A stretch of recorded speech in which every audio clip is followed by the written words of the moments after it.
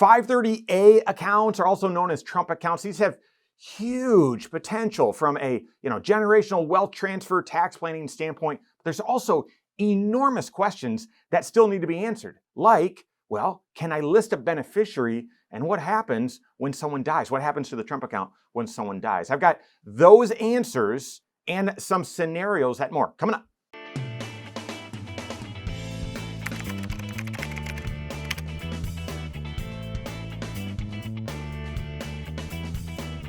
Not sure where you're at with getting up to speed and learning about these 530A accounts, also known as Trump accounts. Guys, there's some significant planning opportunities available with these. And yeah, they're complicated and they're just getting started. So yeah, we're going to be sharing a lot of the details with you here so that you can use these or consider using them as part of your overall financial planning. The reason why these could be such an enormous tool is they provide significant multi-generational planning, okay? Allowing your kids, your grandkids to get a financial head start, something that we all would love, and that has the potential to make their kind of financial family tree just different, from this point forward. But also the tax planning available. I mean, guys, we're talking about tens of thousands of dollars of potential tax savings. So you got to learn about them and got to work with your CFP to see if they make sense. But in that process of learning about all the details, some of the details include some enormous planning questions that maybe even before you start using the account, you want to understand, well, and get some of these answers. How does this work? One of those questions is, well, can you name a beneficiary? And what happens if the child passes away? Right? Obviously, very emotional and awful scenario you don't even want to think about. But I mean, you're potentially having, 5,000, tens of thousands, hundreds of thousands of dollars over time sitting here. Well, can you list a beneficiary? What happens when you pass away? So can you name a beneficiary on a Trump account? You can't. You cannot, okay? Beneficiary, when it comes to Trump accounts and 529 accounts, by the way, the beneficiary is whose benefit is the account for. So that's the child, right? So so for me, I've got 3 kids. So for a Trump account for my oldest, okay, our daughter, then yes, she's the beneficiary. We're contributing. I'm the authorized individual on the account. We're contributing for her benefit. So she's the beneficiary. And you can't list a second child or a second beneficiary. You can only list, one child for one Trump account. So what do you list? Well, you can list a successor owner is typically what they're called. I'm not sure exactly what they're calling it within the IRS for these Trump accounts, but it's basically like a successor owner. Think 529 account, right?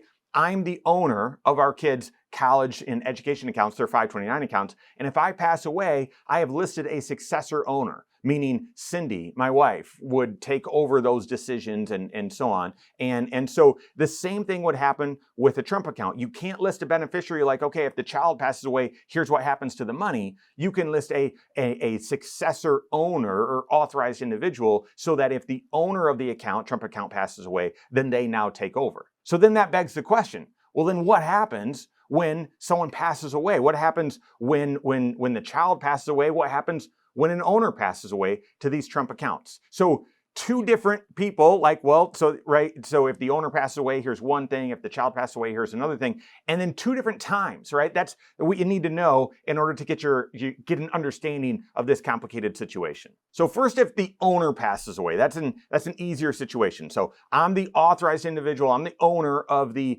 Trump account for my daughter. If I pass away, I need to list, right? When you go in, you need to list a successor owner, meaning then my wife would be the successor owner. So if the owner passes away, you should be able to list an individual, and therefore the account just continues moving along. Not a problem. Again, emotional train wreck, but not a problem. The bigger question is, what if the child dies? And that again is, well, what if the child dies during the growth period, which has been defined as from birth until age 18? And then what if they die after that growth period? During the growth period, this is where the child is younger than age 18, then the account stops. You can't continue funding it. You can't leave it to the next child in line. It's very possible that the IRS will eventually add some of those conditions, some of those rules. I hope so, because of the potential here. It would be fantastic if it could go to the next child, or you could then name, direct the dollars somewhere else. As of right now,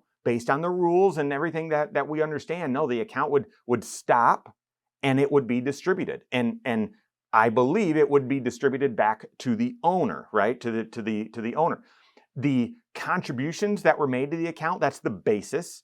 And any growth, so the difference between the contributions or basis and what the account value is, that difference would be taxable when those dollars are distributed. So say, for example, you have a child and you've been contributing to their Trump account for a couple of years. So 10 grand has been contributed and it's worth $12,000, and they sadly pass away, before age 18. The account would be closed, that $12,000 would be distributed, and the $2,000 of growth would be taxable and land on your tax return. Emotionally, train wreck, awful, right? But mechanically, that's how it would work. And we're waiting for the IRS to give some more guidance, just like with some other huge rules that have come out over the past few years. This can take several years for the IRS to come out with an interpretation and maybe fully build out the structure. But that's essentially how it would work if the child passed away during the growth period. Now, what if the child passed away, but after the growth period, right? Maybe age 19. Well, the year the child turns 18, the Trump account becomes an IRA.